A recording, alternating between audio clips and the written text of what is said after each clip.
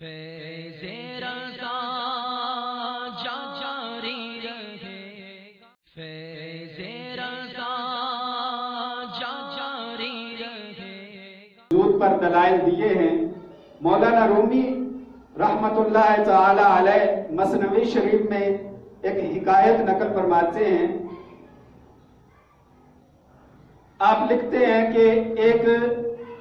وجود باری تعالی کا انکار کرنے والا شخص کہیں سے گزر رہا تھا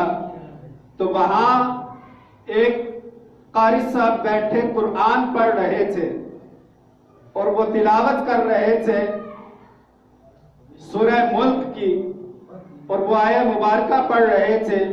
قُلْ أَرَأَيْتُمْ إِنْ أَصْبَحَ مَاؤُكُمْ غَوْرًا فَمَنْ يَأْتِيكُمْ بِمَاءٍ مَعِينٍ۔ جب یہ آیہ مبارکہ ان قاری صاحب نے پڑھی تو وہ جو وجود باری تعالی کا انکار کرنے والا تھا وہ رک گیا اور پوچھنے لگا کہ اس کا مطلب کیا ہے، اس آیہ مبارکہ کا مطلب کیا ہے؟ تو قاری صاحب نے مطلب بیان کیا کہ اس میں اللہ تبارک و تعالی ارشاد فرماتا ہے قُلْ أَرَأَيْتُمْ إِنْ أَصْبَحَ مَاؤُكُمْ غَوْرًا، اے محبوب آپ فرما دیجئے اگر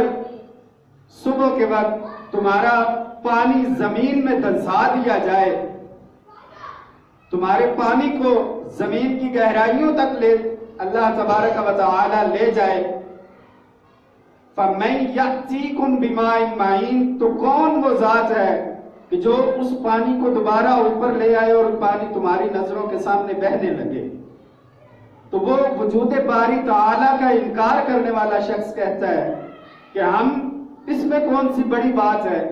ہم اپنے وسائل استعمال کریں گے، اپنی مشینیں استعمال کریں گے،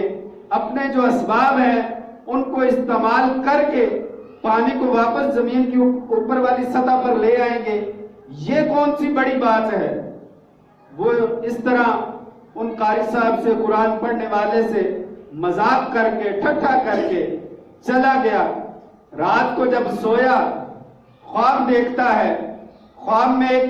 انتہائی زبردست اور طاقتور شخص اس کے سامنے آتا ہے، وہ ایک زوردار تماچا اس کے منہ پر لگاتا ہے جس سے اس کی بینائی چلی جاتی ہے، اندھا ہو جاتا ہے، اور وہ طاقتور شخص جاتے ہوئے اس کو کہہ کر جاتا ہے کہ اب اپنے وسائل استعمال کرو، اپنی مشینری لگاؤ اور تمہاری یہ جو آنکھوں کا پانی سوکھ گیا ہے اس کو واپس لا کر دکھاؤ۔ اب